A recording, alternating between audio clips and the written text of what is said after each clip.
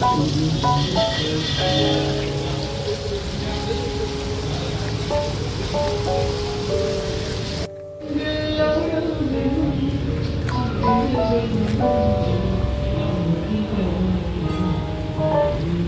Dinner കഴിക്കാൻ വന്നൊരു സ്ഥലം കേട്ടോ.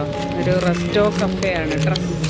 ട്രസ്ട്രീസ് എന്നതിൻ്റെ പേര്. അതിവിടെ ഗാർഡനാണ്, മറ്റേ നഴ്സറിയാണ്. ചെടികളൊക്കെ വാങ്ങാം, പിന്നെ ഡിന്നറൊക്കെ കഴിക്കാം. നല്ല സ്ഥലം.